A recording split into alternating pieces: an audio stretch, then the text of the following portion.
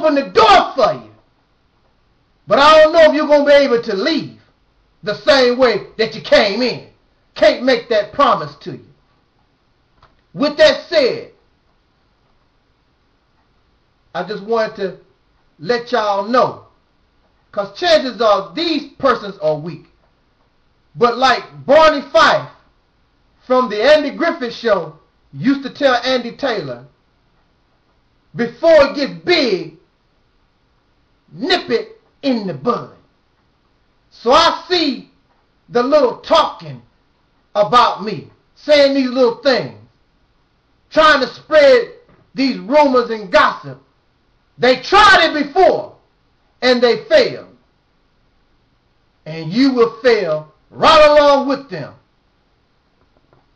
But you can try if you wish. But this stone is one that's hard as hell to move. Oh, I like messing with idiots. Now let us go ahead into the topic of what I would like to bring for us to listen and think about. This video lecture is inspired by our conversation from Radio BlogTalk. In fact, I would like to invite you this Saturday to the Realities Temple on Earth Internet Ministry on BlogTalk Radio. That's this Saturday, January the 29th, 2011. The link is in the more information box of this video at 5 p.m. Central Standard Time.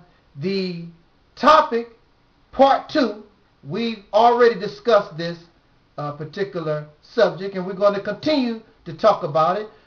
Exactly what is black conscience? What is that? For me, I was raised, or I was introduced, or I was awakened to the knowledge of myself, being that I was deaf, dumb, and blind. I was awakened by the message of the most honorable Elijah Muhammad. That was my first taste of what some may call black conscience. And during my time in the Nation of Islam, when I actually joined, when I turned 18 years old, and I worked with our brother Minister Louis Farrakhan for about 5 to 7 years, I was taught that the information and the knowledge that we were taught by the most honorable Elijah Muhammad was the supreme wisdom. It was the ultimate truth. Because what else could it be? If you had Elijah Muhammad, who was taught, and we believe was taught by God himself, you have to have the truth. Not a truth, but the. This is it. There can be no flaw. There can be no error. Because those of us, when we begin to believe in God, we view God as one, a being that has no flaw, has no error. God is perfect. So if Elijah Muhammad was taught by God himself, how could Elijah be teaching that which has error or flaw? Elijah must be teaching what I call now real truth.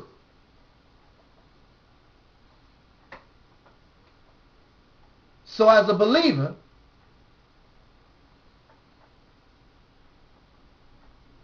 I believed that. But as time went along,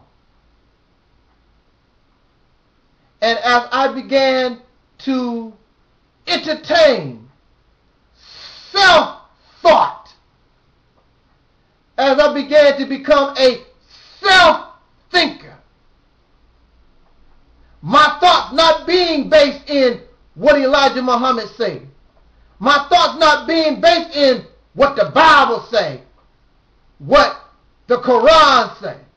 When my thoughts began to come through my brain, whereas I take information and entertain it and begin to interpret it the way I feel it should be viewed or interpreted. Not the way, this is the way Elijah Muhammad would see it, or this is the way the Bible might see it, or the Quran. No, this is the way I see it. And when I began to think for myself, I began to see that what was taught to me as a Muslim follower of the Elijah Muhammad, I began to see flaw and error.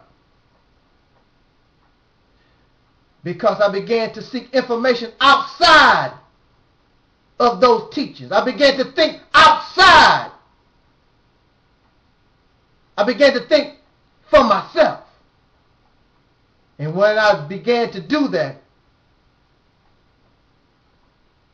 I became a little upset because this teaching that I thought was perfect and it came from God, how is it possible that it could have flaw and error? And this teaching was good to me.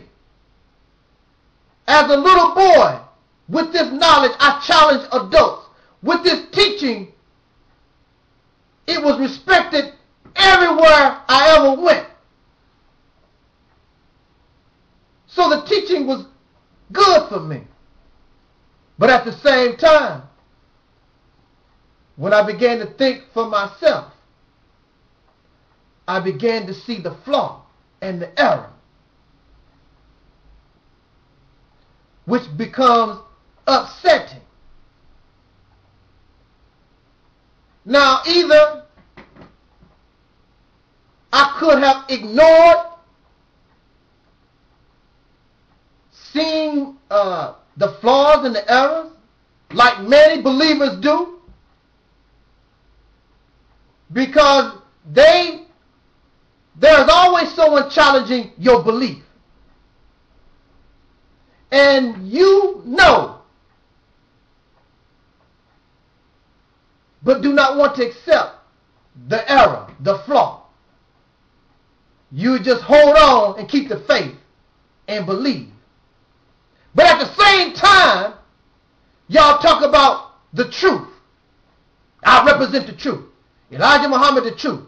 Everybody, the Christian teachers, the preachers, everybody, oh, we got the truth. We got the truth.